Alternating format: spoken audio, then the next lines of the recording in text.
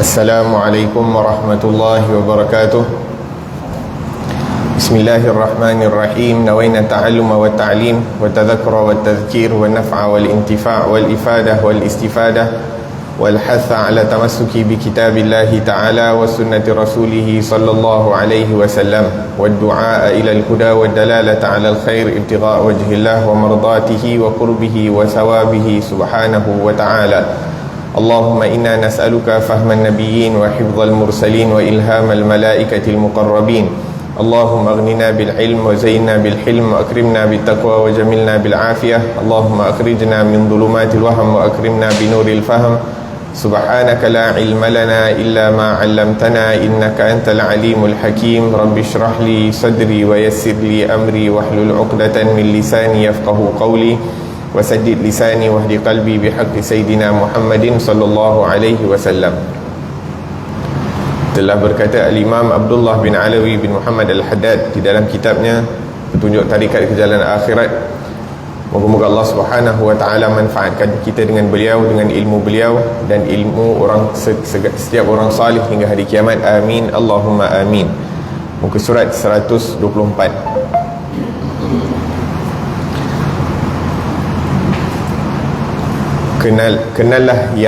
Kenallah mana yang haram. Wahai saudaraku, hendaklah anda kenal benar-benar kepada semua yang diharamkan Allah Subhanahu wa taala ke atas dirimu, supaya mudah anda meninggalkannya. Kerana sesiapa yang tiada mengenal yang haram, mudah akan terjerumus ke dalamnya. Dan ketahuilah di antara hal yang sangat dibimbangkan ialah bila orang yang beragama terjerumus ke dalam pengambilan benda-benda yang sudah jelas diharamkan oleh syarak, seperti memakan apa yang tiada dihalalkan memakannya dari binatang-binatang. Begitu pula dari hal mengambil harta orang lain secara paksa dan zalim dengan cara merampasnya, menipunya dan mencurinya. Semua hal yang semacam ini selalunya dilakukan oleh seorang penguasa yang degil dan syaitan yang derhaka. Dan biasanya kesyubhatan ini tertimpa ke atas ahli agama dari sebab kecuaian mereka untuk memerhatikan tiga perkara yang berikut ini. Perkara pertama, tidak mahu meneliti pada tempat kesyubhatan itu dan penjelasannya, bahawa manusia itu bila diteliti ada tiga macamnya. Pertama, seorang yang memang sudah dikenali olehmu tentang kebaikannya dan lurus perjalanannya, maka bolehlah anda memakan makanannya dan bermuamalahlah dengannya jika perlu, dan jangan mula bertanya tentang dirinya. Kedua, seorang lagi yang memang tiada dikenali olehmu tentang latar belakangnya, dan anda sendiri tiada mengetahui dari hal dirinya sama ada yang berkaitan dengan yang baik ataupun yang buruk, maka jika anda mahu bermuamalah dengannya atau menerima hadiahnya sesuai mengikut cara yang warak, hendaklah anda menanyakan dengan lemah lembut. Akan tetapi jika anda tahu bahawa dia akan merasa kecil hati kalau ditanya semacam itu, maka lebih baiklah anda berdiam diri sahaja dan jangan bertanya. Seorang lain yang memang terkenal zalim, seperti orang yang bermuamalah dengan riba, dan dia selalu berbohong dalam jual belinya, dan dia tidak mengira dari mana dan bagaimana wang itu akan sampai kepadanya. Orang ini jangan anda bermuamalah dengannya sama sekali. Akan tetapi jika anda terdesak dan tidak ada jalan yang lain lagi, maka hendaklah anda menelitinya terlebih dahulu dan bertanya tentang dirinya. Ini semua adalah sebagai warak sahaja, sehingga apabila anda tahu apa yang ada di tangannya dari yang halal itu jarang-jarang ada atau hampir tidak ada, maka hanya ketika itulah anda wajib menjauhi diri dari mengadakan perhubungan apapun dengannya. Kemudian jika sampai kepadamu sesuatu benda dan sebagainya yang anda mengetahui atau menyangka dengan adanya suatu tanda yang nyata bahawa benda itu adalah haram atau ada syubhatnya, maka janganlah anda teragak-agak lagi untuk mengembalikannya, meskipun benda itu sampai kepadamu melalui orang yang terkenal salih sekalipun. Alhamdulillah, wassalatu wassalamu ala Sayyidina Rasulillah wa ala alihi wa ashabihi wa man walah, amma ba'd. Alhamdulillah, Al-Imam Abdullah bin Alawi Al-Haddad pada pengajian yang lalu telah terangkan kepada kita tentang apa yang dimaksudkan dengan warak, dan sedikit sebanyak pembahagian terhadap perkara-perkara haram dan juga pembahagian tentang syubhah. Maka di sini disebutkan perkara yang haram itu ada dua bahagian. Satu, perkara itu haram daripada segi zatnya, perkara tersebut dihukumkan haram oleh syarak dan tidak ada jalan untuk ia menjadi halal melainkan keadaan darurah. Kemudian ada juga perkara yang mana pada asalnya ianya adalah halal, pada asalnya ataupun pada zatnya ia adalah satu perkara yang halal, akan tetapi apabila kita tidak memiliki daripada perkara tersebut, menggunakan perkara tersebut tanpa izin atau tanpa memiliki perkara tersebut dengan cara yang dibenarkan oleh syarak, seperti jual beli, hadiah, pewarisan dan seumpamanya, maka ianya tidak akan menjadi halal. Maksudnya kalau kita guna tanpa izin, dengan betul, maka ianya akan menjadi haram untuk kita gunakan.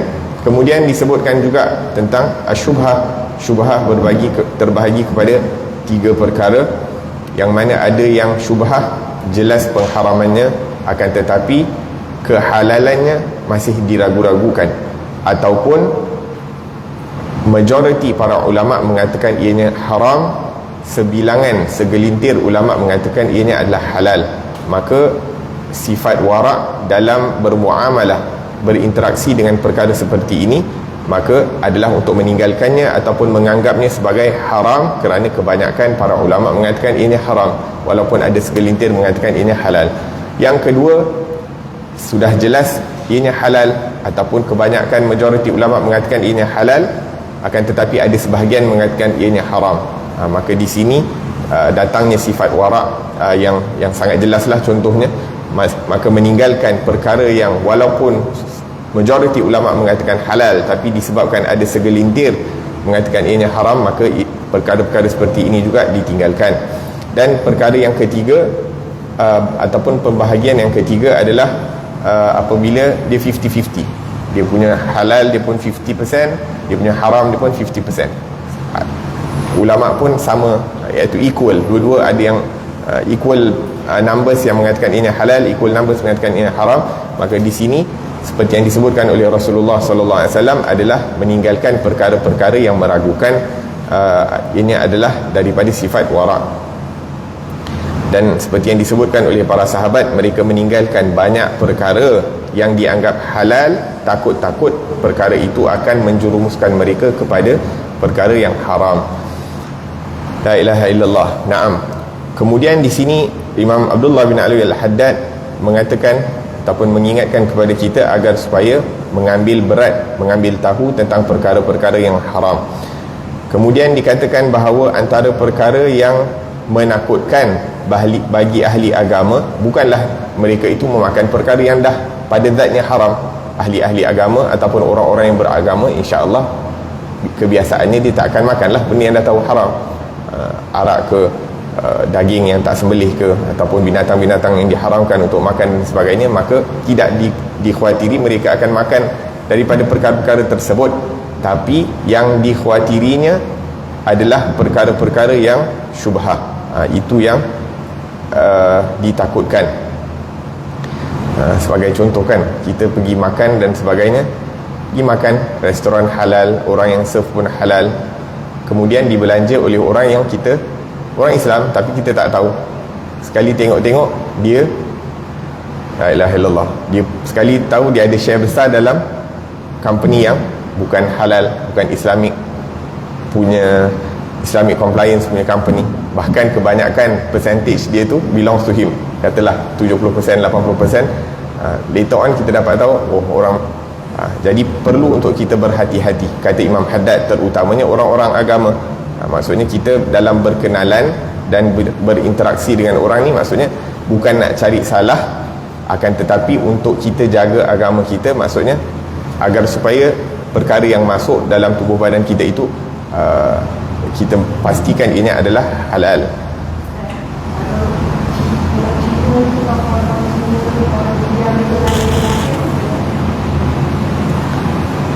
La ilaha illallah.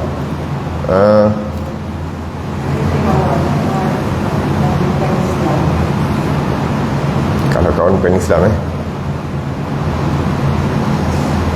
Allah alam, tak pasti. Kalau kita tahu pekerjaan dia tu daripada sumber yang halal, maksudnya pekerjaan dia tu halal, maksudnya lebih kurang macam tu lah. Maksudnya kalau kita tengok dia punya pekerjaan okey, tak ada masalah. Tapi kalau pekerjaan dia perkara-perkara yang dilarang, maka kita tak kita elakkanlah kalau boleh. Kita tahu dia biasalah bangsa asing kan, dia mengumpul lah. Kalau boleh elakkan, kita elakkan. Tapi sekarang susah lah Ustaz, dia nak betul-betul tahu. Memang susah, tapi Imam Ghazali dia ada sebutkan, dia syak kita daripada lebih, bukan, maksudnya Imam Ghazali ada sebutkan, apabila kita berada dalam satu keadaan yang mana kita terpaksa makan perkara-perkara syubhah, katalah sebagai contoh kan, kadang kita dijemput majlis kenduri kahwin dekat hotel dan sebagainya, kita pun tak tahu, Allahu alam tukang masak kat hotel tu semua Islam ke tak ke, walaupun dia orang kata halal dan sebagainya, Allahu alam, katalah kita diletakkan dalam satu situasi yang kita ragu-ragu tentang makanan tersebut.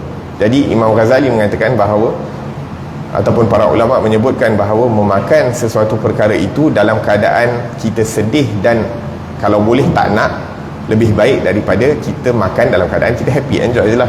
Ya Allah, dapat makan, kita makan je. Maksudnya niat ataupun perasaan di dalam hati tu pun dilihat dan memainkan peranan. Maksudnya kalau kita makan dalam keadaan ragu-ragu, kita tak akan makan semua benda. Kita yang ini ambil cuit, lebih kepada macam nak jaga hati, lebih kurang macam tu lah. Bukan nak makan sangat pun. Kita ada rasa tak sedap, tapi dah kalau kita tak makan jadi awkward. Jadi kita makan just buat syarat, dan dalam keadaan kita tahu kita tak rasa comfortable nak makan, tapi dah terpaksa nak makan, kita wahakadha. Maka dalam keadaan yang mana kita ragu-ragu dan sebagainya, maka kita cuba kurangkanlah dia punya intake, dan juga kita kurang dia punya intake, dan kita makan dalam keadaan tidak gembira. Naam. Wahakadha. La ilaha illallah.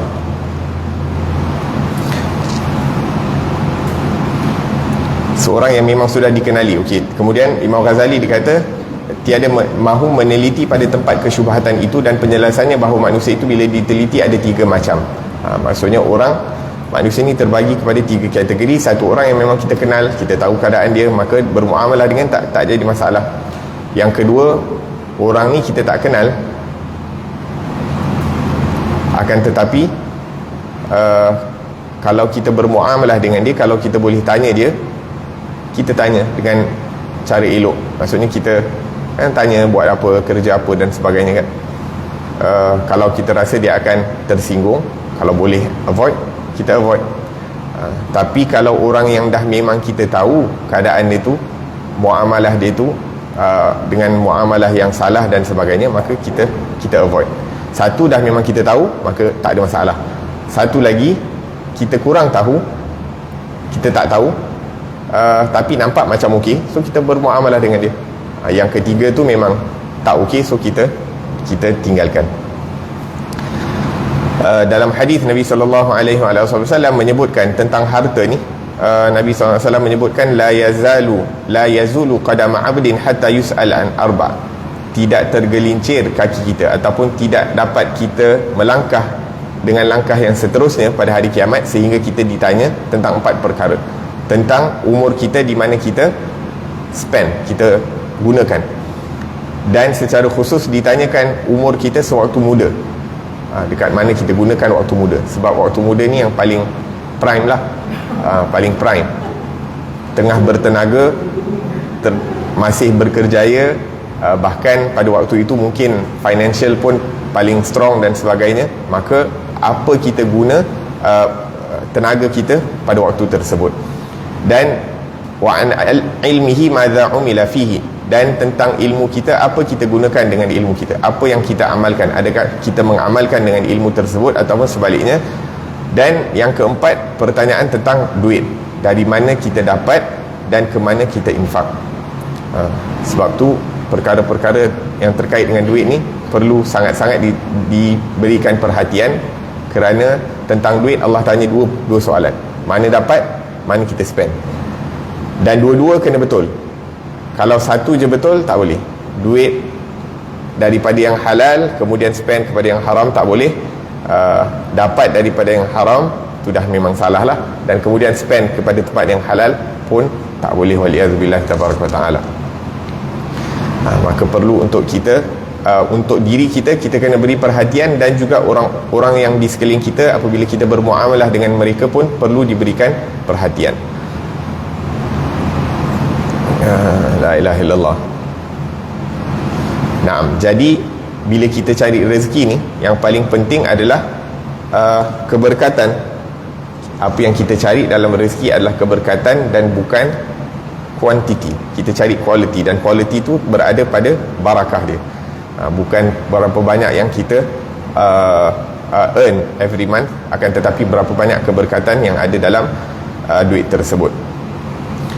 Sebab tu dalam Al-Quran disebutkan dalam tentang satu ayat, waman ya'shu an dzikrir rahmani nuqayyid lahu syaitanan waman a'rada an dzikri fa inna lahu ma'isyatan dhankan. Barang siapa yang berpaling daripada mengingati aku, kata Allah Subhanahu wa taala, maka kehidupannya itu akan menjadi kehidupan yang sengsara. Kata ulama tafsir, orang yang sengsara ni kadang rezeki dia banyak, maksudnya harta dia banyak, duit dia banyak, dia punya income besar, pendapatan dia besar, akan tetapi tidak diberkati daripada apa yang dilakukan. Maka yang penting di sini adalah keberkatan, dan salah satu asbabnya selain daripada mencari yang halal dan sebagainya adalah dengan amal ibadah. Macam kadang-kadang kita tengok kan, orang yang duit banyak tapi dia punya spend pun banyak atas perkara-perkara yang kadang-kadang boleh disavekan. Contohnya kadang-kadang dia dapat duit banyak tapi Allah berikan dia penyakit, sebagai contoh, maka dia kena spend duit yang banyak. Duit dia ada banyak tapi banyak juga yang dikeluarkan untuk medical. Orang lagi satu, gaji dia sikit tapi alhamdulillah dia diberikan kesihatan, ahli keluarga dia diberikan kesihatan, anak-anaknya diberikan kesihatan, diberikan kepandaian dan sebagainya, sehingga mungkin satu orang anak kena hantar sana hantar sini guna duit sendiri, tapi orang lain mungkin anak dia mungkin ayah dia kerja biasa tapi insya-Allah anak boleh maju sampai universiti dan sebagainya. Maka di situ salah satu keberkatan yang diberikan oleh Allah Subhanahu wa taala. Sebab tu Nabi SAW menyebutkan talabul halal faridatun ba'dal faridah. Mencari rezeki yang halal itu merupakan kewajipan selepas kewajipan-kewajipan lain, salat, puasa, haji dan sebagainya. Innallaha huwar razzaq. Sesungguhnya Allah Subhanahu wa taala yang memberikan rezeki. Jadi kalau kita nak rezeki, kita minta kepada Allah Subhanahu wa taala. Walaupun kalau kita tengok cerita orang-orang saleh, dia orang tak minta rezeki kepada Allah kerana malu untuk minta perkara-perkara dunia daripada Allah Subhanahu wa taala, tapi wa in kana labud, kita minta kepada Allah. Tapi kalau perlu untuk kita minta duit, maka kita minta daripada Allah Subhanahu wa taala.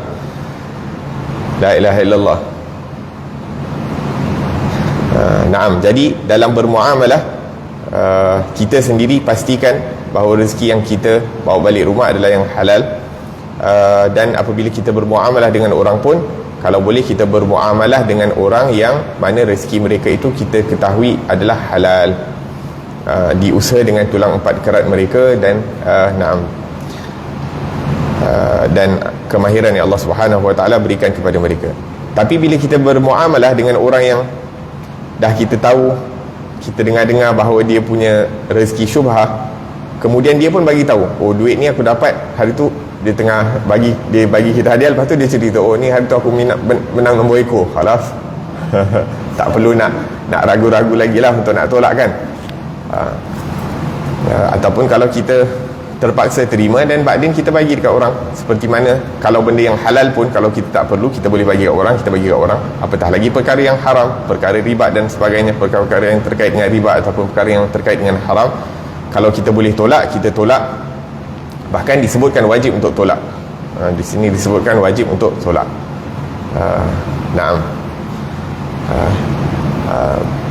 Dalam hadis ataupun dalam sirah Nabi SAW disebutkan satu hari Nabi punya ambil berat tentang perkara halal dan haram ni. Nabi pergi ke pasar dan cek sahabat-sahabat yang berjual beli di pasar, punya nak pastikan barangan yang dijual itu halal dan tidak ada penipuan ataupun unsur-unsur penipuan, maka Nabi sendiri pergi ke pasar dan cek.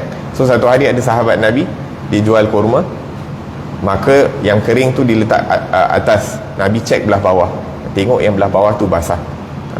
Tapi Nabi, Masya Allah, Nabi tanya, kenapa yang bawah ni basah, atas kering? Maka dia kata, asabatul ma' ya Rasulullah, kena hujan.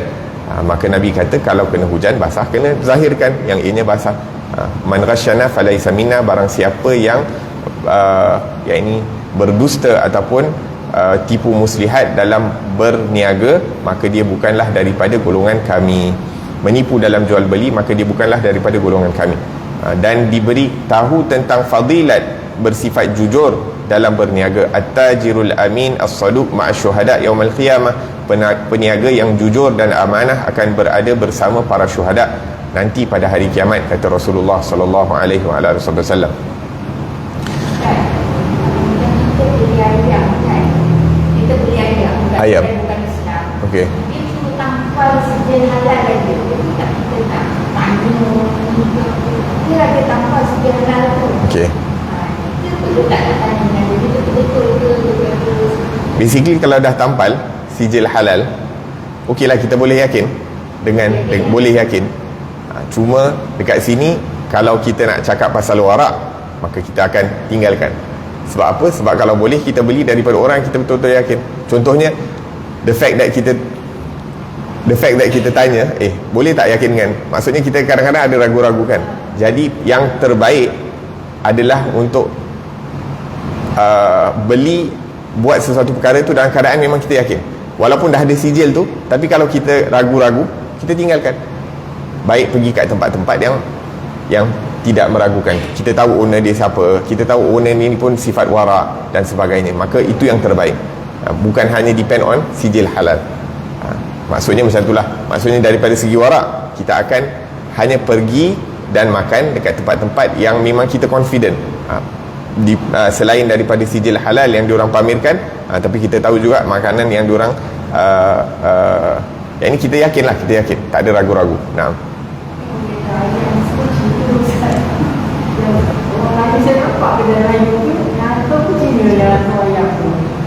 la ilaha illallah, kena banyak peniaga Melayu lah macam tu.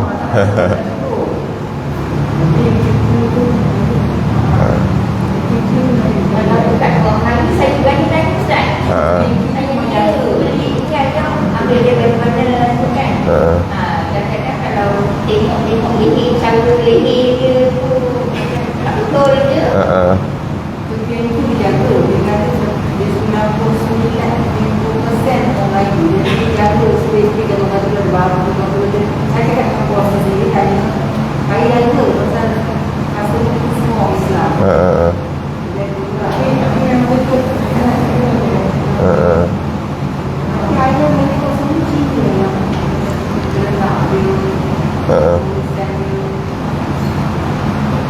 tu best kalau kita ada rumah besar, lepas tu kita ada kambing sendiri, kita ada ayam sendiri, kita sendiri. Itu yang paling best.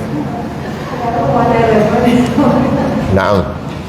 Lepas tu Imam Haddad meneruskan dengan mengatakan perkara kedua, ketidakadanya perhatian terhadap tanda-tanda yang fasid, rosak dan makruh.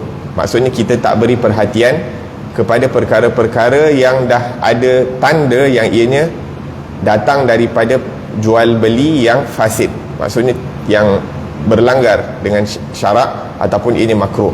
Jangan sampai anda menjual dan membeli kecuali dengan bicara akad yang betul. Tidak mengapa dengan tukar tangan pada barang-barang yang berharga kecil, dan hendaklah anda menjauhi tipu, dusta, sumpah di atas barang yang dijual. Jangan menyembunyikan aib dalam sesuatu barang yang mana jika diketahui oleh si pembelinya, nescaya dia tidak mahu membelinya dan tidak setuju dengan harga yang ditentukan.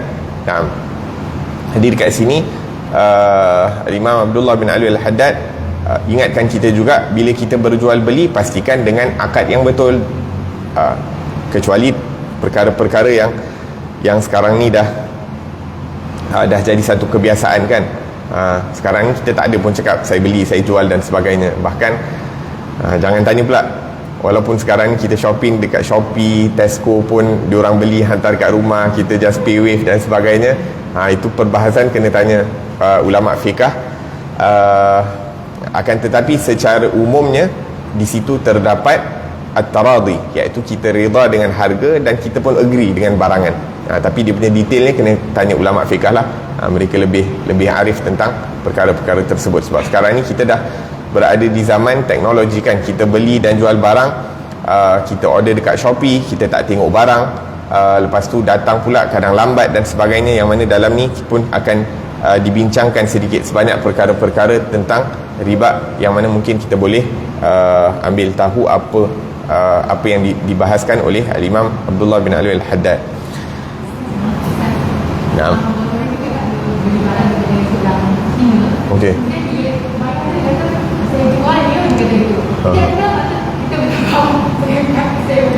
Okey je lah kalau dia cakap saya jual, saya beli, tak ada masalah. Dia pun tahu kita punya style kan, kita punya style. Dah biasa. La ilaha illallah. Naam. Kemudian Al-Imam Abdullah bin Alwi Al-Haddad mengatakan, awas sekali sampai mahu bermuamalah dengan riba. Sebelum tu disebutkan akad, betul. Maksudnya perkara-perkara yang besar ni dengan akad lah. Contohnya sekarang kita beli rumah, beli kereta, semua dah memang ada dokumen kan. So tu basically akad dia. Ataupun kalau waris pun biasanya ada dia punya form ataupun borang-borang yang perlu isi, boleh dianggap sebagai akad. Akan tetapi jangan pula kita jual beli dengan keadaan mungkin tipu ataupun dusta dan sebagainya, ataupun menyembunyikan aib sesuatu barang. Ini lebih kepada penjual. Kalau kita jual barang, kita make sure orang yang beli tu, kalau kita tahu keburukan barang yang kita jual tu, perlu untuk kita bagi tahu dekat orang yang membeli supaya dia tahu. Tapi sekarang ni pun orang semua tulis as is kan. So as is pandai-pandai sendirilah. Maksudnya apa-apa yang kekurangan yang kita jumpa later on, maksudnya at your own risk kind of thing kan. Allahu'alam. Itu pun boleh dibahaskan ataupun boleh ditanya kepada mereka-mereka yang lebih mahir. Good point actually. Naam, kadang jual beli kereta dan sebagainya, beli kereta second hand, Allahu'alam, kita pun tak tahu keadaan kereta tersebut. Tuan punya pun kata semuanya okey ataupun as is dan sebagainya, sekali dah beli itu longgar ni rosak dan sebagainya, macam-macam nak kena tukar. La ilaha illallah. Naam.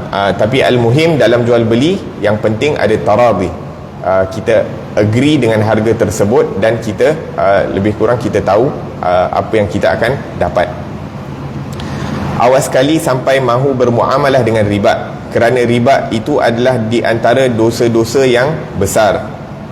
Allah Subhanahu wa taala berfirman, ya ayyuhalladzina amanu taqullaha wa dharu ma baqiya minar riba in kuntum mu'minin fa illam taf'alu fa'dhanu biharbin minallahi wa rasulih. Wahai orang-orang yang beriman, bertakwalah kepada Allah Subhanahu wa taala dan hindari sisa riba jika kamu benar-benar orang yang beriman. Jika kamu tidak mahu menghindarinya juga, maka bersedialah menghadapi peperangan daripada Allah Subhanahu wa taala dan Rasulnya sallallahu alaihi wasallam. Dan Rasulullah sallallahu alaihi wasallam sendiri telah melaknati pemakan riba, pemberi riba, penulisnya dan penyaksinya. Sedikit mengenai riba. Kesimpulan kata dalam perkara riba ini bahawa diharamkan perjualan tunai dengan tunai, seperti perak dengan perak, gandum dengan gandum, segala macam makanan dengan yang seumpamanya, melainkan kadarnya yang satu sama dengan yang lain dan bertukar tangan pada masa itu juga. Tetapi jika jenisnya berbeza seperti emas dengan perak, buah kurma dengan gandum, maka hukumnya boleh dengan yang satu jenis melebihi jenis yang lain serta diterima pada masa itu juga. Tiada riba pada menjual binatang dengan binatang, pakaian dengan pakaian, makanan dengan wang tunai. Dan ingatlah, jangan suka menyorok barang, iaitu anda membeli makanan lebih dari keperluan sendiri untuk anda menyoroknya dengan niat untuk menjualnya bila harga barang menjadi mahal. Naam. Dekat sini Allah Subhanahu wa taala ataupun Imam Abdullah bin Alwi Al-Haddad membawa ayat Quran berkenaan dengan riba. Mereka-mereka yang memakan daripada harta riba adalah sebenarnya cari ataupun ingin berperang dengan Allah Subhanahu wa taala dan rasulnya, yang mana tak ada orang yang akan menang apabila berperang dengan Allah Subhanahu wa taala dan rasulnya.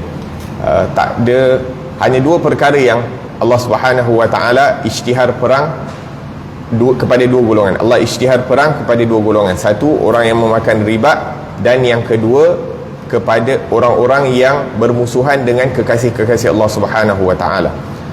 Orang yang makan riba dan orang yang bermusuhan dengan kekasih Allah. Dan para ulama menyebutkan bahawa sekarang ni kalau kita tengok banyak berlakunya peperangan di atas muka bumi ini adalah salah satunya asbab ataupun kesan daripada pengambilan harta riba dan bermusuhan dengan kekasih-kekasih Allah. Berapa ramai orang yang berani mengatakan perkara-perkara buruk tentang orang-orang yang salih, orang-orang yang digunakan oleh Allah untuk berkhidmat kepada agamanya, orang yang dah memang famous mengajak kebaikan dan sebagainya, tapi kita berani untuk nak cakap buruk tentang orang tersebut. Maka seakan-akan cari pasal ataupun mengisytiharkan peperangan, cari pasal dengan Allah Subhanahu wa taala. Waliyadzubillah. Maka ni dua perkara yang perlu diambil perhatian. Bahkan saya ingat guru kami Syekh Taha Karan rahimahullah wa ardah, beliau menyebutkan, dikata dia membesar dekat South Africa, jadi dikata tiap-tiap bulan mak dia akan bawa dia pergi bank dan bawa keluarkan daripada interest. Seakan-akan nak mengajarkan anak tu daripada kecil bahawa yang interest yang masuk dalam bank tu bukan hak kita, maka dikeluarkan setiap bulan, dan diajarkan anak tu daripada kecil sehingga keluarlah anak tu menjadi seorang hafiz Al-Quran, sehingga menjadi seorang yang alim, yang wara', yang dalam usia yang singkat telah mampu untuk mendatangkan banyak manfaat kepada umat Islam di Afrika Selatan secara khusus dan di serata dunia secara umum. Naam.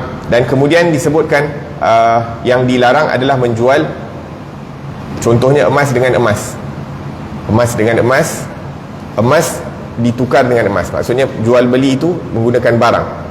Orang ni jual emas dengan orang ni jual emas, ataupun perak dengan perak, ataupun makanan asas sama jenis. Ni semua disebutkan dalam kitab fiqh sebagai contoh gandum, kurma dan sebagainya.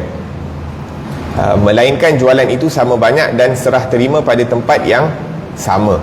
Itu yang kita cakapkan kadang-kadang bila kat Shopee ni semua kan, sebab tak dapat serah terima pada waktu yang sama. Tapi itu obviously bukan barang-barang yang riba lah, bukan emas dengan emas ataupun, tapi perkara-perkara yang ada unsur-unsur riba seperti emas dan perak ataupun makanan asas perlu untuk diserah terima pada tempat tersebut. Tetapi kalau berbeza jenisnya seperti emas dengan perak, maka boleh berbeza timbangan, akan tetapi perlu diserahkan pada waktu yang sama, di majlis yang sama. Nabi SAW ada menyebutkan bahawa riba ni ada 70 jenis, dan yang paling rendah sekali adalah, ataupun dosa riba tu ada 70 macam, dan dosa yang paling rendah adalah seperti seseorang itu berzina dengan ibunya sendiri, waliyadzubillahi tabaraka wa ta'ala. Dalam Al-Quran Allah Subhanahu wa ta'ala menyebutkan, innal ladzina ya'kuluna ar-riba la yaqumuna illa kama yaqumul ladzi yatakhabbathu asyaitanu minal mas. Sesungguhnya mereka-mereka yang memakan daripada harta riba itu tak mampu untuk berjalan dengan betul pada hari kiamat nanti, kecuali seperti orang yang kena rasuk. Dia tak boleh nak jalan dengan betul kecuali seperti orang yang kena rasuk. Allahu alam, orang kena rasuk macam mana dia jalan, tapi dapat tahu. Jadi dekat hari kiamat nanti bila kita tengok orang jalan tak betul, kita tahu ni dulu pemakan riba, waliyadzubillahi tabaraka ta'ala. Bahkan sewaktu Isra' dan Mi'raj, Nabi SAW ada sebutkan, dia ada nampak, kan ada banyak kan perkara yang diperlihatkan kepada Rasulullah SAW. Ada orang yang gunting lidahnya, ada orang yang hentak kepala dia sampai pecah dekat batu yang besar, ada orang yang macam ni makan daging yang kotor sedangkan daging yang bersih dan sedap ada.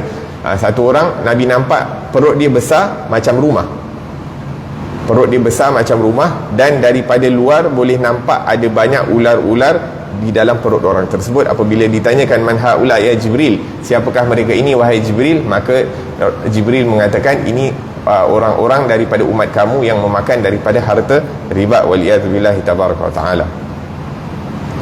Maka itu merupakan perkara-perkara yang diperlihatkan kepada Rasulullah di perjalanan Isra' dan Mi'raj, merupakan perkara-perkara yang penting untuk kita beri perhatian. Banyak perkara-perkara dosa lah yang diperlihatkan kepada Rasulullah untuk kita berikan perhatian, untuk kita menghindari daripada perkara-perkara tersebut. Dalam hadis lain Nabi SAW menyebutkan kullu qardin jarra manfa'atan ataupun jarra naf'an fahuwa riban. Setiap jual beli yang mana melalui jual beli tersebut, bukan jual beli, kullu qardin, setiap hutang yang diberikan, akan tetapi orang yang memberi hutang itu mendapat manfaat daripada pemberiannya, maka di situ terdapat riba. Maka di situ akan menjadi riba. Nak tengok betapa waraknya orang dulu, disebutkan, kalau tak silap, Imam Ahmad bin Hanbal ataupun Imam Abu Hanifah, dia ada bagi pinjam duit dekat satu orang. Dia dah bagi pinjam, khalas, dia bagi pinjam. Satu hari di jalan, mungkin panas, jadi dia berteduh di satu rumah, di dinding kat satu rumah lah. Sekali bila dia tengok rumah, ini rumah orang yang aku pinjamkan duit, jadi dia terus beredar daripada itu, tak nak ambil manfaat daripada bayangan orang yang dibagi pinjam, rumah dari orang yang dipinjamkan duit. Hatta bayangan pun, yang mana tak ada charge pun tak ada charge pun diorang akan avoid. Apatah lagi kita sekarang, bukan kita lah, maksudnya apatah lagi zaman sekarang ni, biasanya kalau dipinjam akan nak letakkan 0.5% ke 1% ke 5% ke dan sebagainya. Maka itu lebih jelas dia punya pengharaman ataupun dia punya konsep riba. Waliyadzubillahi tabaraka wa ta'ala. Sebab tu sewaktu Isra' dan Mi'raj juga diperlihatkan bahawa orang yang memberi pinjam duit kepada orang yang memerlukan, pahalanya 18 kali lebih afdal, lebih banyak daripada orang yang beri sedekah. Kita beri sedekah, kita dapat satu pahala, tapi bila kita beri pinjam kepada orang yang memerlukan, dapat 18 pahala. Sebabnya apa? Salah satu sebab yang disebutkan bahawa orang yang meminjam tu, dia orang tak pinjam kecuali dalam keadaan terdesak. Ini mungkin orang zaman dulu lah kot. Orang zaman sekarang ni tak terdesak pun dia pinjam, dan dia pinjam atas perkara-perkara yang kehendak, bukan keperluan. La ilaha illallah. Tapi maksudnya nak katakan, biasanya kebiasaannya orang-orang salih ni, bila dia terpaksa meminjam adalah apabila dia betul-betul memerlukan. Kalau dia tak perlu, maka dia tak akan meminjam. Bahkan kalau kita tengok dalam sirah, orang-orang salih ni, hatta dia orang pinjam bukan untuk diri dia. Kebiasaannya dia orang buat pinjaman adalah untuk orang lain. La ilaha illallah. Disebutkan Sayyidina Anas bin Malik radhiyallahu anhu, satu hari ada tetamu datang kat rumah dia. Satu orang tetamu datang kat rumah dia. Lepas tu dia bagi apa yang ada dekat rumah dia, katalah nasi dan sebagainya. Lepas tu tetamu dia tu kata, alangkah bestnya kalau makan ni dengan salad sebagai contoh, daging dengan salad or something like that. So dia orang suka muliakan tamu, jadi dia pun keluar, dia dia letak dia punya barang dekat orang lain. Apa dia orang panggil, bukan gadai, dia letak sebagai pajak. Dia pajak dia punya barang dekat kedai supaya dia dapat duit untuk belikan barang apa yang dikehendaki oleh tetamu dia. Jadi bila balik rumah dengan barang tu, jadi tetamu dia makan. Tetamu dia pun puji, alhamdulillah yang telah bagi aku rezeki, ini makan sedap dan sebagainya. So Sayyidina Anas bin Malik dia kata, kalau engkau bersyukur atas apa yang Allah berikan, aku punya barang taklah terpajak dekat kedai. Tapi sebab engkau tak bersyukur dengan makanan apa yang aku sediakan, kau nak benda yang lebih sedap, maka aku terpaksa pajakkan aku punya barang dan bawa makanan. Tapi kalau from the very beginning kau syukur dengan apa kau dapat, aku tak perlu nak pajakkan barang aku kat kedai. La ilaha illallah. Naam, la ilaha illallah. Naam. Jadi maka memberi pinjaman kepada orang yang memerlukan akan mendatang pahalanya 18 kali lebih daripada kita bersedekah. Naam.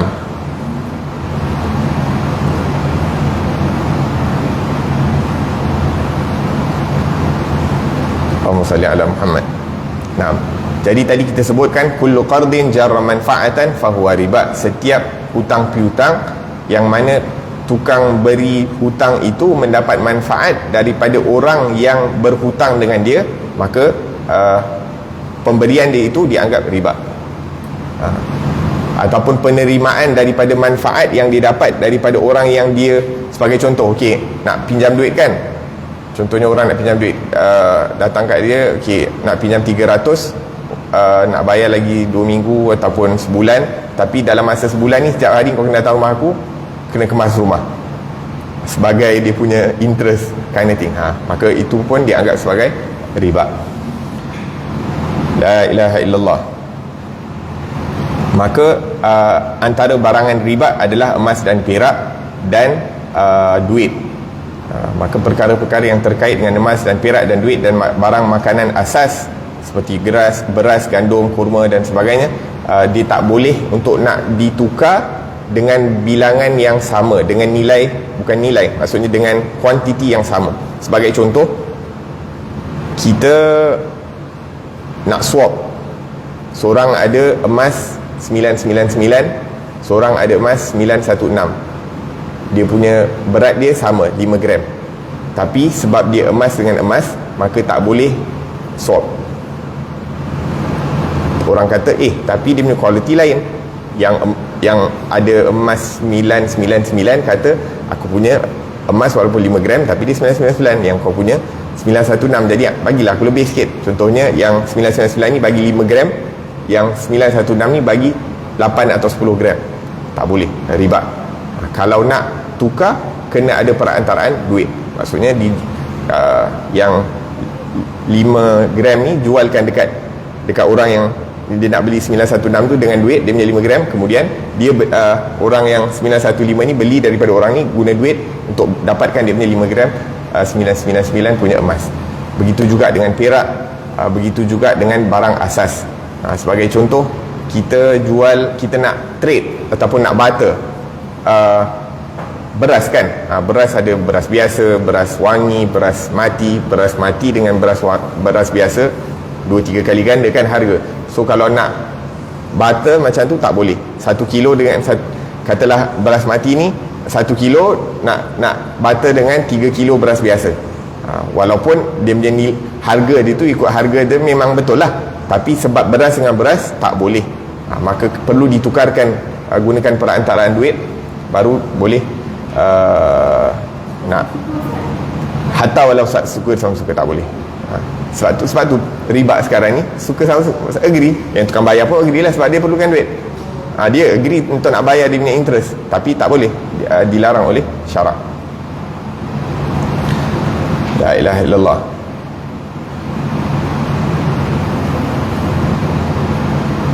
Naam, akan tetapi kalau dengan barangan yang bukan tak sama, sebagai contoh tadi kita sebutkan 1 gram, katalah 5 gram emas dengan tak tahu mungkin 100 gram silver sebagai contoh, boleh. Maksudnya ikut, so long as agree dengan dia punya amount, maka boleh. Ataupun whatever the case may be, katalah 1 kilo basmati dengan mungkin Allahu'alam 5 kilo ajwa sebagai contoh, tak kisah sebab barang dia lain. Ataupun dekat sini ditulis perkara-perkara yang tak ada riba, binatang. So binatang boleh, kita nak swap seekor unta dengan 10 ekor kambing, boleh, tak jadi masalah. Binatang dengan binatang tak jadi masalah. Ataupun pakaian dengan pakaian, makanan dengan wang tunai dan sebagainya. Dan kita trading emas tu kita tak boleh beli dengan emas lagi kan? Kita beli emas, okay, kita nak beli emas lain kan, macam fashion baru. tapi biasanya kita tak trade in, dia bagi harga kan. Seakan-akan kita bagi emas, lepas tu dia bagi harga, lepas tu kita just top up, kita top up duit. So tu tak kira emas dengan emas lah, sebab kita basically nak jual kat dia, lepas tu the balance duit tu pada dia dan kita top up. So dia bukan exchange emas, dia exchange ada duit lah, cuma duit tu dia tak keluarkan lah sebab memang kita nak beli daripada dia. So kita just top up daripada emas daripada dia, kita top up duit daripada dia. Nah, kemudian disebutkan di sini tentang perkara yang dilarang juga adalah ihtiqar. Dalam bahasa Arab ihtiqar, ihtikar, bil kaf, menyorok barang. Iaitu hoarding lah, kita hoard untuk supaya apa, bila harga naik baru kita jual balik. Itu pun dilarang dalam agama Islam. La ilaha illallah.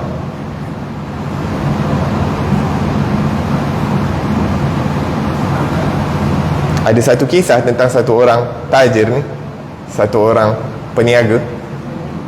Dia ada barang, dia ada simpan barang banyak. Jadi orang tahu pasal dia simpan barang. Bukan disimpan lah, maksudnya memang dia beli untuk jual beli dan sebagainya.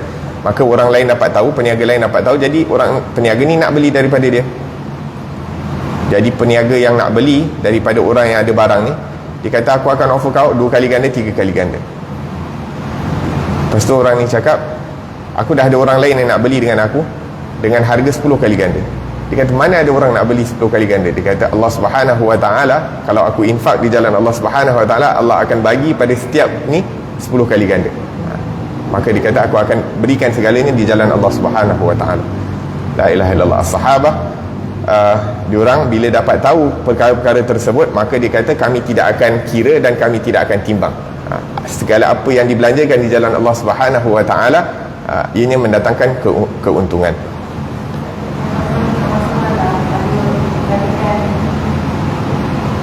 Famous lah masakan orang dulu. Jadi orang buat banyak-banyak, lepas tu dijual lagi. Pasal beli jual balik, itu kira macam dia berjual dengan dia ambil untung lah, dia ambil untung tu.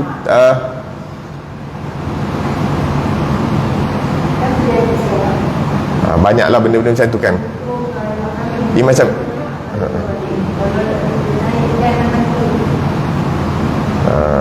Allah Alam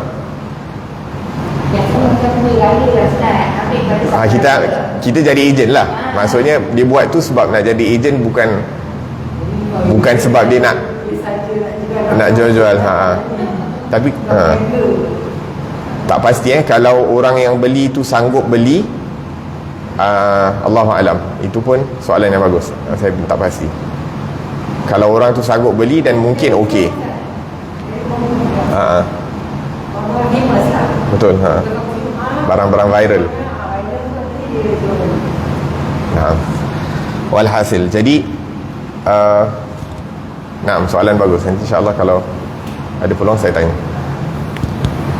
Jadi kita orang Islam, kita bermuamalah antara sesama manusia ni atas dasar keadilan, kejujuran. Kerana bila kita menzalimi orang lain, sama ada dengan harganya, dengan penipuannya, maka itu adalah satu kezaliman, dan kezaliman mendatangkan kesengsaraan dan kemusnahan pada hari kiamat, dan kita tidak akan digolongkan daripada golongan Rasulullah sallallahu alaihi wasallam. Kemudian perkara yang ketiga yang disebutkan di sini adalah perkara ketiga, menerjunkan diri dalam berbagai-bagai syahwat dunia serta meluaskannya dalam bermacam-macam kelazatan. Kelak akan sukarlah nanti untuk mengamalkan warak dan akan sempit jalan ke sana. Sesungguhnya ini adalah pembaziran. Manakala yang halal itu tidak sanggup beriring dengan pembaziran. Adapun orang yang maksudnya dari dunia hanya mengambil kadar yang darurah sahaja atau sekadar yang diperlukan, maka mudahlah dia berwarak nanti. Telah berkata Hujjatul Islam Imam Ghazali, moga-moga Allah Subhanahu Wa Ta'ala memberikan kita manfaat dengannya, amin. Jika engkau memadai dengan sehelai baju yang kasar buat pakaian setahun, dan memakan 2 keping roti yang keras sehari semalam, nescaya engkau tidak perlu lagi dari yang halal untuk mencukupimu, kerana yang halal itu luas bidangnya. Dan engkau tidak perlu mengungkit-ungkit untuk mendapatkan keyakinan dari urusan-urusan yang batin, tetapi yang wajib hendaklah engkau menjaga diri dari apa yang sudah engkau tahu haramnya, atau engkau menyangka haramnya dengan bukti yang nampak dan tanda yang diiringi dengan keadaan. Demikian kata Imam Ghazali. Tetapi apabila terasa dalam dirimu ataupun dalam batinmu sesuatu yang tidak menyenangkan, maka mengikut hukum warak hendaklah anda menghindarinya. Kendati pun mengikut hukum ilmu yang zahir itu ia adalah halal, kerana dosa itu ialah apa yang mengutik dalam jiwa dan terubang-ambing dalam dada. Walaupun sudah difatwakan oleh ramai ahli fatwa, sesuai dengan maksud sabda Nabi SAW. Cara seumpama ini adalah khusus bagi orang yang mempunyai hati yang bercahaya, yang memberatkan dirinya pada meninggalkannya dari mengambilnya. Ingat pula, jangan sampai anda mengira warak itu hanya tertumpu pada makan minum dan pakaian sahaja, malah dia itu umum pada semua perkara. Akan tetapi apabila ada di tanganmu halal yang memang sudah jelas halalnya, dan ada juga yang halal bercampur syubhat, hendaklah anda mendahulukan dari makanan itu apa yang sudah jelas halalnya dan baiknya, kerana pokok pangkal perkara semuanya tergantung pada makanan. Sesuap makanan dari yang halal akan memberi kesan yang positif pada menerangkan hati sanubari dan menguatkan ibadah. Berkata setengah salaf, makan apa yang kau suka, dan seperti itu pula kamu akan beramal. Berkata Ibrahim bin Adham rahimahullahu ta'ala wa nafa'ana bih, bersihkanlah makananmu sahaja dan tidak payah lagi engkau bangun malam dan berpuasa pada siangnya. Ambillah perhatian dari kata-kata ini dan fahamkanlah baik-baik, dan hanya Allah Subhanahu wa ta'ala dan hanya daripada Allah sahajalah datangnya petunjuk. La ilaha illallah. Naam. Perkara yang ketiga yang terkadang tidak diberikan perhatian. Yang pertama tadi, kita tak cek, tak perhatikan, tak ambil perhatian terhadap perkara syubhat. Yang kedua, tak ambil perhatian kepada muamalah, jual beli, ataupun daripada perkara-perkara yang riba dan sebagainya. Yang ketiga adalah apabila kita membiasakan diri untuk memperluaskan daripada perkara-perkara yang halal ataupun yang mubah, yang harus, yang dibolehkan, maka susah untuk nak menjaga warak, kata Imam Ghazali. Apatah lagi bila sampai kita berleluasa dalam mengambil perkara-perkara yang halal ini sampai ke tahap pembaziran. La ilaha illallah. Sebab apa? Sebab seakan-akan halal itu tak sanggup untuk bersama dengan pembaziran. Jadi orang yang membazir dalam perbelanjaannya, seakan-akan duitnya itu ada syubhah. Waliyadzubillahi tabaraka wa ta'ala. Bahkan disebutkan, wa man iqtasada, barang siapa yang bersederhana dalam perbelanjaan dia, Allah malu nak susahkan hidup, sempitkan kehidupan dia. Maksudnya orang yang berbelanja dengan mengikut keperluan, maka Allah Subhanahu wa ta'ala akan, maksudnya rezeki itu akan sentiasa, dia takkan. Dan kalau kita tengok terkadang, waliyadzubillah, kadang-kadang berapa ramai orang-orang yang melampau-lampau kekayaannya dalam kehidupan dia sendiri, tak sempat satu generation dia sendiri habiskan. Sebab apa? Sebab pembaziran. Waliyadzubillah tabaraka wa ta'ala. Dan tu banyaklah kot kalau kita tengok di sekeliling kita kan. Waliyadzubillah tabaraka wa ta'ala. Maka apabila kita dapat rezeki yang halal, yang barakah, yang banyak, kita cuba untuk belanja mengikut keperluan dan jangan sampai ke tahap pembaziran. Sebab tu setengah orang alim mengatakan, aku memohon kepada Allah Subhanahu wa ta'ala rezeki mengikut keperluan aku. Kalau aku perlu 10,000 sebulan, ya Allah, datang 10,000 sebulan. Kalau aku perlu lebih 20-30,000, maka itu yang aku minta. Maksudnya dia tak minta lebih daripada apa yang diperlukan, sebab terkadang apabila diberi lebih daripada apa yang diperlukan, datang sifat boros ataupun pembaziran. Waliyadzubillahi tabaraka wa ta'ala. La ilaha illallah. Sebab tu tak banyak hamba-hamba Allah Subhanahu wa ta'ala yang selamat daripada ujian kekayaan. Tak ramai yang selamat daripada ujian kekayaan. Allahu Akbar.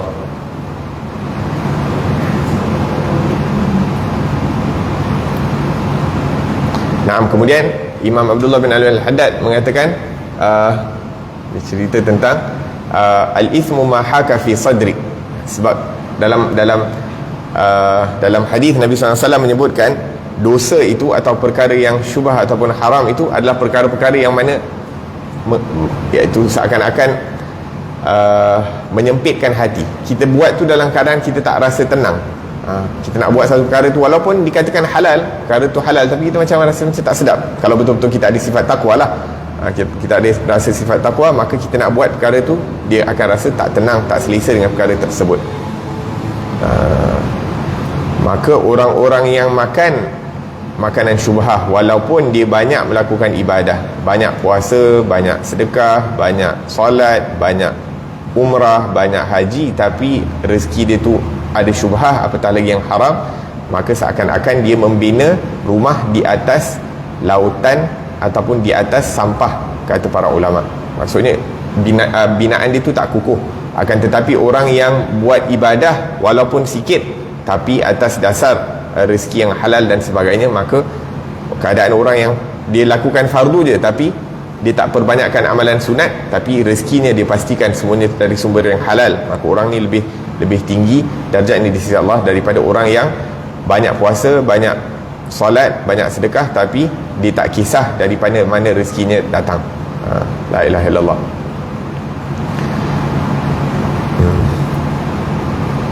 Allah Ta'ala a'lam. Itu perkara-perkara yang diingatkan oleh Imam Abdullah bin Al-Haddad agar kita berikan perhatian. Maksudnya perlu untuk kita fikirkan perkara-perkara ini dalam kehidupan seharian kita. Apa-apa yang boleh kita elakkan, kita elakkan. Apa yang kita boleh kurangkan, kita kurangkan. Akan tetapi yang terbaik adalah untuk meninggalkan perkara-perkara yang kita dah tahu bentuk salah secara komplit, secara keseluruhan. Allahu Ta'ala alam.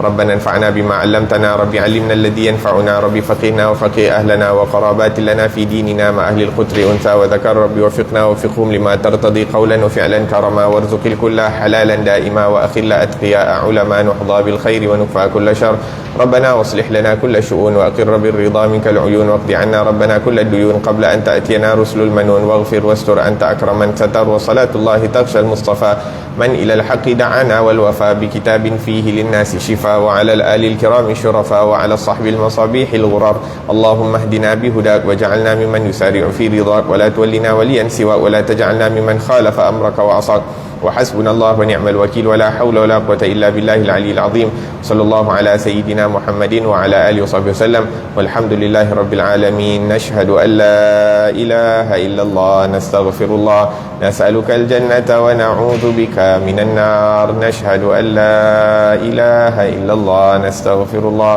نسألك الجنة ونعوذ بك من النار نشهد أن لا إله إلا الله نستغفر الله نسألك الجنة ونعوذ بك من النار اللهم إنك عفو تحب العفو فاعف عنا اللهم إنك عفو تحب العفو فاعف عنا اللهم إنك عفو تحب العفو فاعف عنا يا كريم صلى الله على سيدنا محمد وعلى آله وصحبه وسلم والحمد لله رب العالمين السلام عليكم ورحمة الله وبركاته